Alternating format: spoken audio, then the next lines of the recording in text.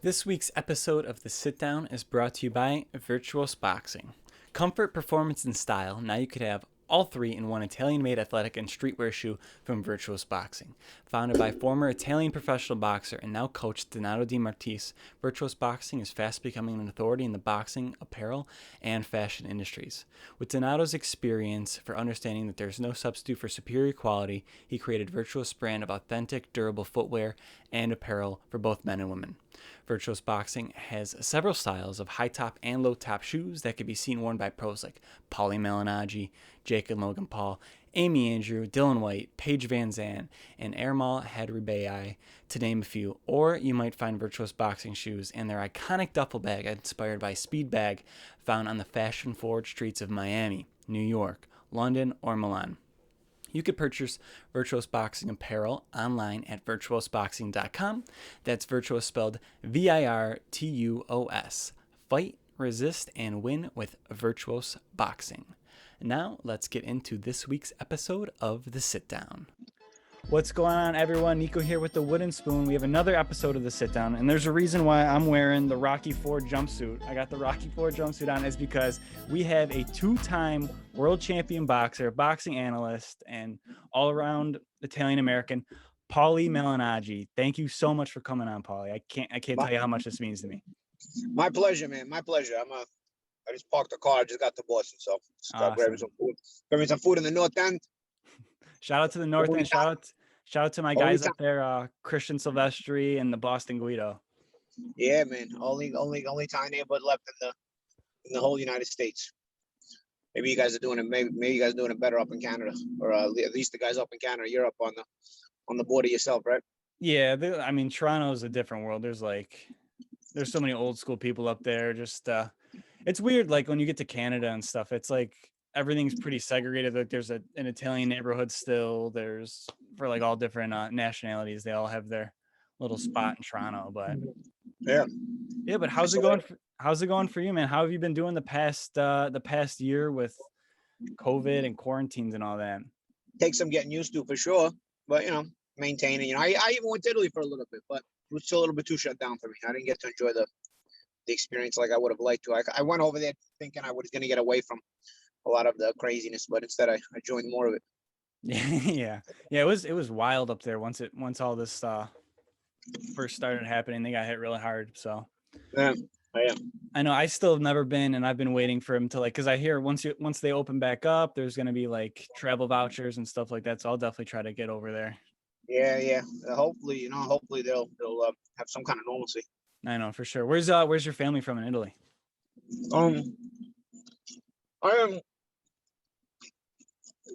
I'm Sicilian. Okay. My parents are born in Syracuse. My mom is born in the city Syracuse, and my father is born in the provincia, in the province of Palazzolo Grade. So, but Cool. I'm from the Syracuse area. Very cool. Awesome.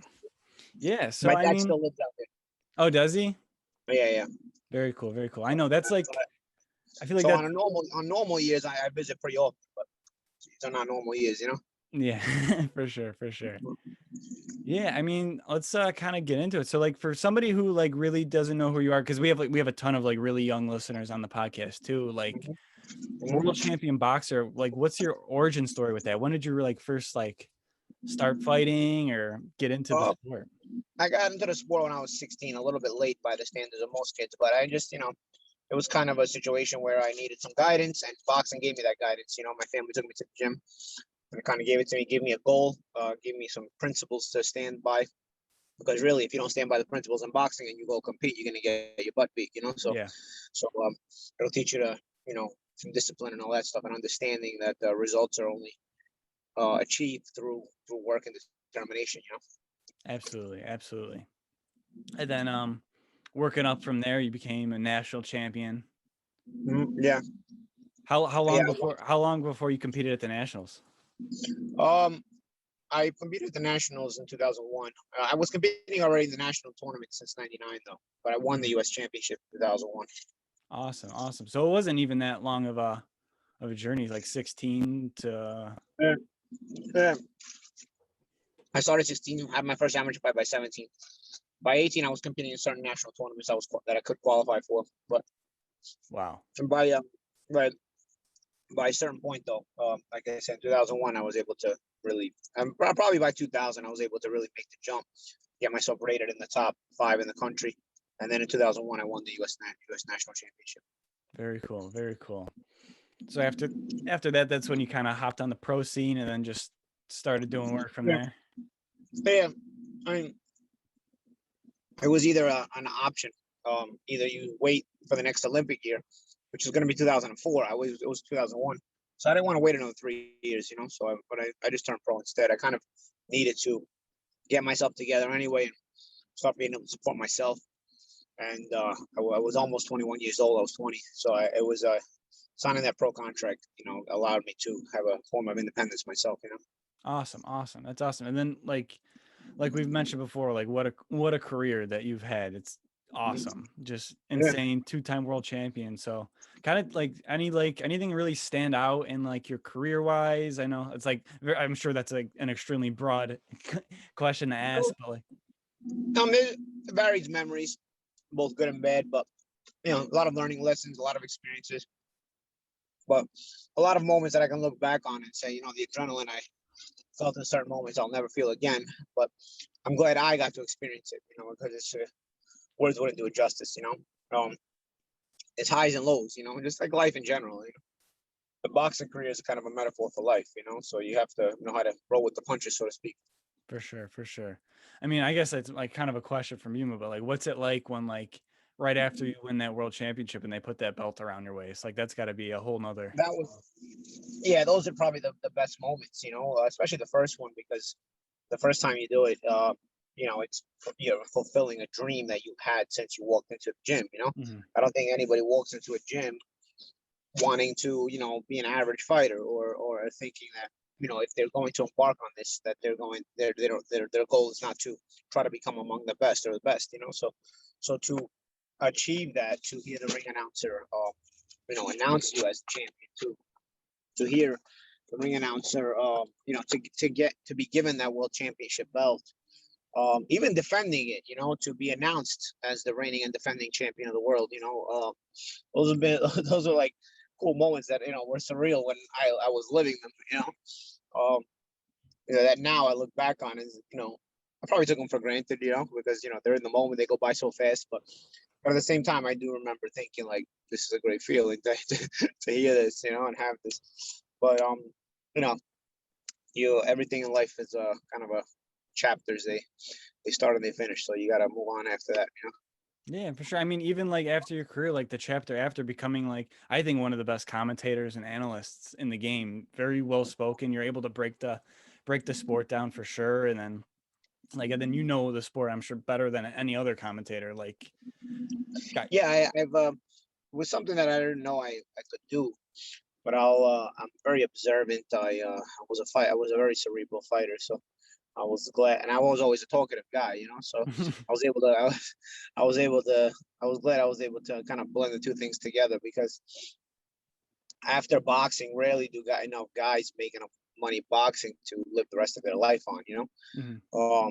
you've got to try to kind of make the proper investments and make the right moves. So I've made some of those as well, and some bad ones too, but the commentating job that I had for many years afterwards, it allowed me to kind of set the tone for being able to financially move into other endeavors in my life as well, because I was still making that kind of money. For sure. And then on top of that, you're actually a pretty good actor too. I saw the episode you were in Gravesend, and then you've got another was it a movie coming out with Yeah, I think it's called Sleepyhead or something. Yeah, mhm. it was, I had a part in that as well. Yeah, I just do small parts. I wouldn't call myself an actor, because I think when you're something, that means you can pay the bills with that kind of money.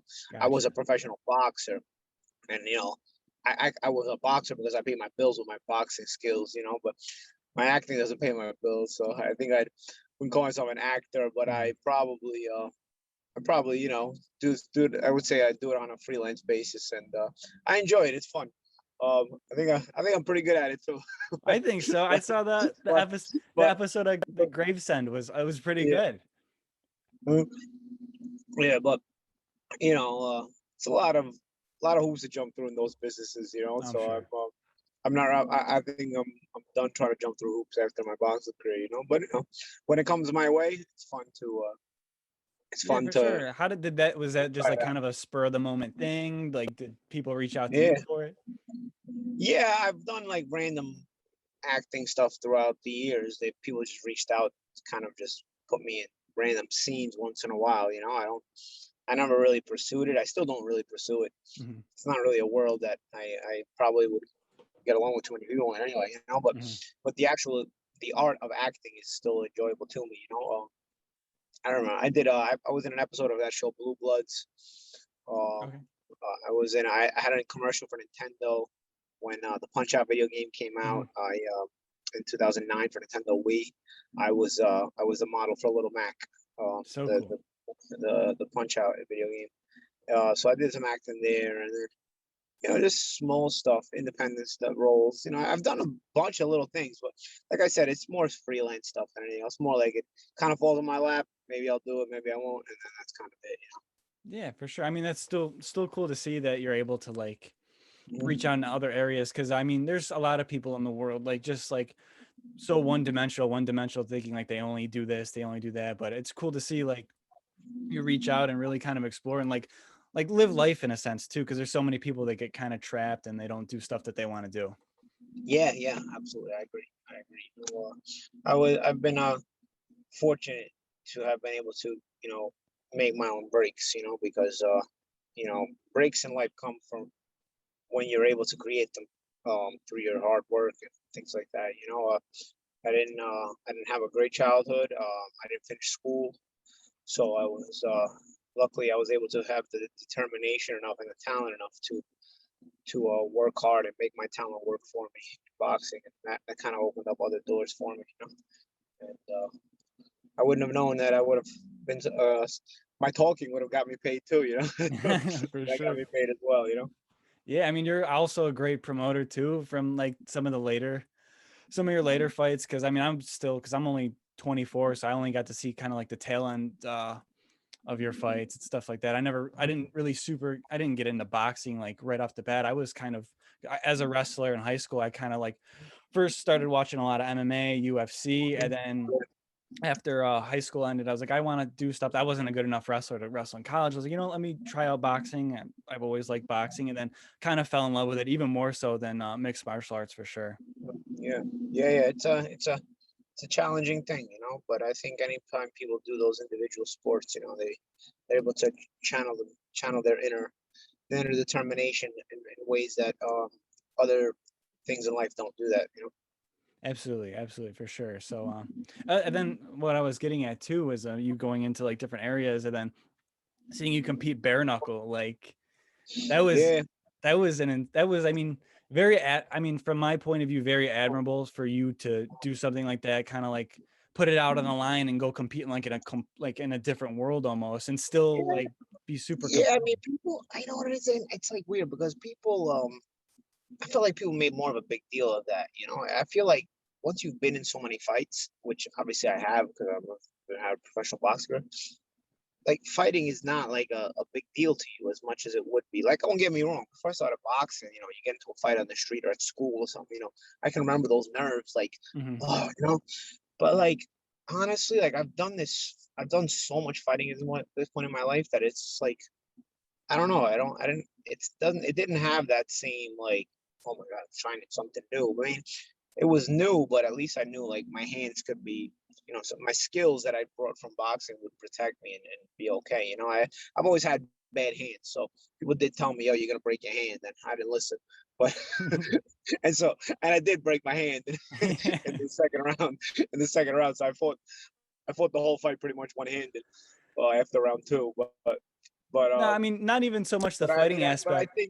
but I think it was still a fun experience because just I don't know. It's kind of it is when you think when you're kind of out of the limelight, you do always miss it a little bit. So, you're don't get me wrong. I'm grateful that I'm able to live a healthy life and a comfortable life, but that limelight still you still miss it once in a while. So it was funny because when I signed that fight.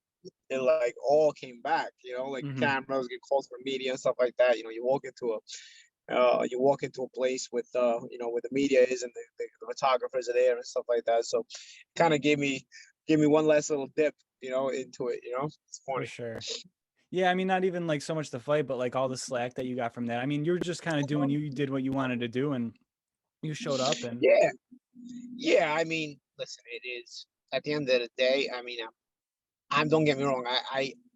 I enjoyed the limelight, but I'm not gonna put myself at risk unless it's worthwhile to me. yeah. So they made it worthwhile, and it's hard to say no. Mm-hmm. It's like, so For so we sure. went and did it. But then, like I said, I did enjoy the experience.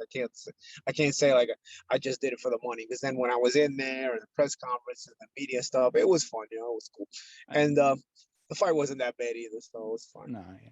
It was fun, definitely fun to watch for sure. I mean, kind of going on like the point of like bare knuckle and all that. What's your take on like all like the influencer boxings, like the Jake Pauls, like all those guys?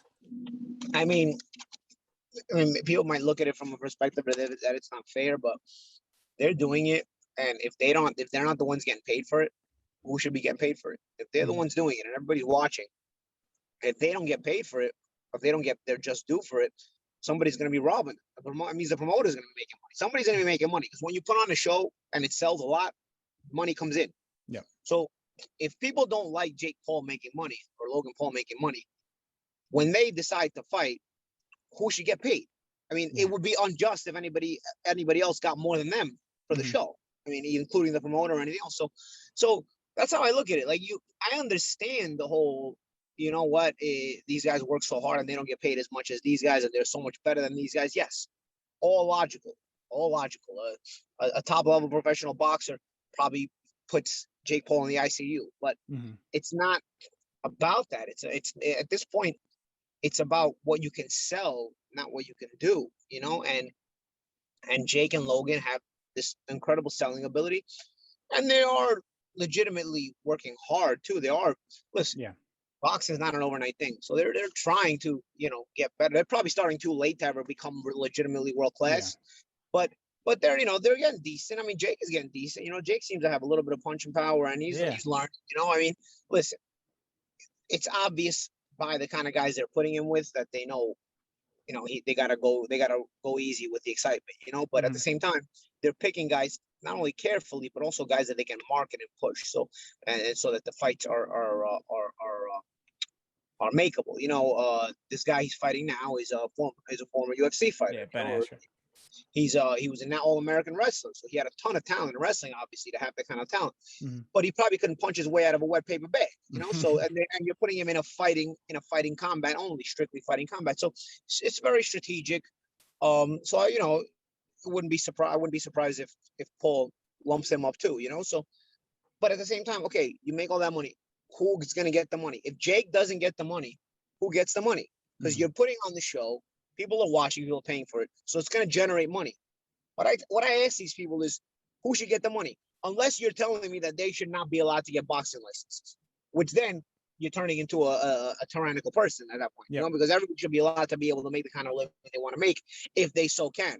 So, which takes me back to the original point. If they do a show, people pay.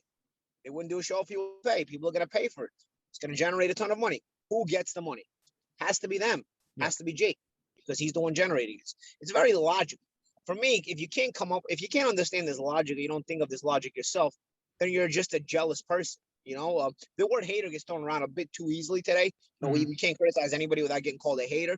But in this regard, hater, it stands, because if it's only jealousy would would make you not understand this simple logic when you come up with it. I understand that there could be a jealousy factor for fighters working so hard and being so much better fighters, but hey, this is the way it is. Mm-hmm. And if you don't pay Jake what he generates, the amount of money he generates, then you're robbing him. So then there's something else that's going on that's wrong. So you can't fix a wrong with a wrong. So at the end of the day, that would be more wrong to me. So I have no problem with Jake, Logan, and everybody else that can do it, making that money. That's the way it goes. It's if the fan base buys it, Maybe you might call them stupid for falling for it. Whatever you want to call them, they still buy it, which means Yeah. Jake and Very, Logan are very marketable guys. very, very well said. Now, on the flip side of that, would you be like, I mean, if say you're an up and coming boxer, you just turned pro or you're turning pro soon, would you like be advising fighters to start pumping like a lot of time into social media or maybe even like a few Yeah, dollars? yeah, I think this is the way you have to market yourself at this point. The thing is though, if you market yourself so much, you take away from your training as well. So it's so difficult to try to become a world class fighter, Hmm. a world class anything, and focus so much on your social media. You Yeah. need a social media team around you constantly. And when you're coming up, you can't pay Can't all these afford that. people. Yeah. You can't afford all these people.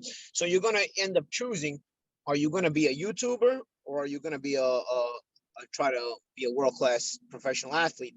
I think both are very difficult to achieve. Honestly, I Absolutely. mean, I don't know the whole what it's like to achieve a YouTube status thing because it's not my generation, but Hmm. I can't assume it's that easy to get so Definitely many not. millions of followers and do all that. So either way, you got to commit to at least one and only one in order to fulfill it fully, So and both are difficult, but so it's going to take what I said at the beginning: that determination, that drive, that hunger, and that passion, because you have to love what you do in order to be willing to go through that difficult work every single day. Very, very well said. Very well said. Yeah, I have a couple more questions. Like, what do you think of I guess, like you being Italian American, there hasn't really been any standout Italian American fighters in a long time, but I feel like there's a few coming up, maybe, or I know in the UFC world, you've got like Marvin Vettori in the middleweight division. And then in the boxing world, there's Daniele Scardina. So do you think maybe the Italian Americans or the Italians can make a run to a few belts maybe in the near future? Yeah, I think actually, I think Italian Americans typically in the recent generations have probably been better fighters than full blown Italians. But I think the Italians are now starting to come up and make their way through. Even in MMA, you had Alessio Zakara, who was in Bellator, and now you have Vettori, who I think is one of the most phenomenal fighters in the entire sport. I think Yeah. Vettori is like really, really top level. Forget about the fact that he's Italian, which obviously makes me love him more, but Hmm. I think he's just top. I think if I looked at him even as just a fan and I wasn't Italian, I would say this guy is a badass. So he's top level. Daniele is improving and he's working his way up regionally as well. He's going the European route and it's good. He just won the European Union title, which is just below the European title. Um, but he's working his way up. He's a very marketable kid as well. Speaking of social media, Hmm. he's got a lot of friends in high places in the celebrity world in Milan. He's friends with a lot of Italian rappers and all that other stuff. So I think he's I saw him. Was he training with Jake Paul? I think I might maybe saw him like on a Jake Paul Instagram post too. Miami now, so probably they did some sparring. Who knows? And also you have Sonny Konto. Sonny Konto is actually a really good fighter, but he's a little bit of an undersized heavyweight. He's a heavyweight from Philadelphia. He was, I believe, he's a national champion as an amateur as well. But he's basically an Italian American from Philadelphia. I think his his grandparents were Italian, but really really good fighter. He signed with Top Rank, very good fighter. Very And cool. then you also have Guido Vianello, who was an Olympian in 2016 for Italy. He's a 6'6" heavyweight. Wow. Coming along slowly though. I think he had to draw his last fight, but he's still undefeated. He's a big heavyweight. He's a 6'6" guy. Conto's probably a little bit more complete of a fighter, but is a little bit smaller at heavyweight. But Hmm. you have there are guys in the mix. There's also Giovanni Scudetti, who's just got Yep. here from Sicily. He's training and basically living out of the Northeast, and he's trying to you know establish himself as well. Got some guys. We'll see if anybody can break through though. It's you do have some guys hanging around there. We'll see. We yet to see anybody break through, and that's what you really want to see. Somebody can break through into the big time. As far as a big time, I would say MMA probably with Vettori is a big I time know. I fighter. think because But, but his big fight, Vittori's big fight was he actually fought Izzy Adesanya and lost yeah, it was a good split fight. decision loss. Yeah, So very, very good fight. Yeah. And he's fighting Darren Till next month. I was speaking to him when he signed the fight. He's excited about that. And he really wants Adesanya badly. He wants Adesanya in the rematch badly. But he told me, he's like, this might take it Adesanya. I beat Till, and I know I have to get Adesanya. They can't take him away from me forever. yeah, And I was just like, well, if Adesanya moves up in weight or whatever, just take the title right now. I was like, yeah, I'd like to see Mark become a champion and become the first Italian UFC heavyweight champion. Although that's not to say he can't beat Adesanya for it. I mean, he almost did the first time, you know. Mm-hmm. So he's in there, man. And he's such a determined guy. He's such a determined guy. So I would say out of all the guys we named, he's probably the only one that has broken through so far. You're looking for the other guys to break through. You're rooting for the other guys, but they're not breakthrough stars yet. But they are guys that, as Italians and Italian Americans, we root for. Marvin, on the other hand, I think he's broken through. He's really on a quest to. It took him a long time to get a fight. Yeah, but he's on a quest now, where everybody knows him, Italians and non-Italians. So once you break through, that means everybody knows you. Everybody knows you as being part of that sport. And so you're now trying to achieve bigger things. So obviously I root for Marvin, but I also root for the other guys as well. So we'll see. Awesome. Yeah, and almost like I guess in the next question, it's like more of a general boxing sense. I got like who do you have in the Fury Joshua fight at heavyweight, and then like I guess like what's your take on the lightweight division currently too, with like Tefino and Haney, Garcia, all those guys. I think Fury's the best heavyweight in the world right now. I don't think anybody beats him in this moment. But you want to make these fights with Joshua and all that, just so you can prove it. But I think Fury's too much to deal with, and that's not to say that anybody else in the heavyweight division is not world class, because there are world class guys like Joshua and like that. But I just don't think that anybody beats Fury right now. Then as far as Teofimo and the rest of the lightweights, Ryan Garcia, Gervonta Davis, Devin Haney, I think Teofimo is head and shoulders above those guys. I don't think he's going to stay a lightweight very long. I think he's going to move up. The other guys, I think they're going to have it out between them, and we'll see. We'll see if the rivalries can develop into nice fights. Very cool. I guess one last question before we let you go.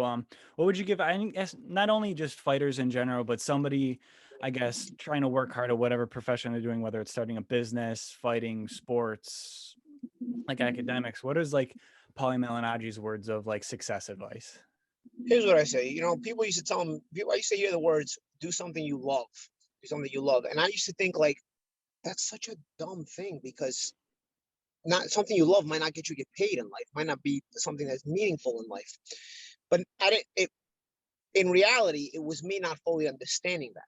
Okay, so yes, to a degree, I was right in that way, but I was only half right, because in the end, you want to, whatever it is you're pursuing, it cannot be pursuit of it just for the money. Yes, maybe something you love doesn't get you any money, so therefore you have to do something else. But you cannot do something else where you have completely no passion for it and no love for it, because you'll be a miserable person trying to get this, even while trying to get this money. So you need to find the proper balance of something that is important in society, where it's going to pay you and pay you well, so you can have that success, while at the same time being something that you can be passionate about and love, so that the hard work won't feel so hard because you have a passion for it. Whenever you have a passion for something, it doesn't feel like hard work. The hard work is something you enjoy. It's the process of achieving is something you enjoy. So I would say you need a good balance of passion for something that is important and meaningful in life, so that you can get paid for it. Awesome. Well, I can't thank you enough for hopping on the podcast. I really appreciate it. It's a dream come true for me. I'm a huge fan, so I can't thank you enough for coming on. Thanks, Nico. I appreciate it. And I got to ask you a last question. All right. The show is called the Wooden Spoon Podcast. Did you ever get hit with the wooden spoon? I've got hit with many wooden spoons in my lifetime. A lot. I mean, it's just anything that's close. You get hit with the wooden spoon. I got them thrown at my head.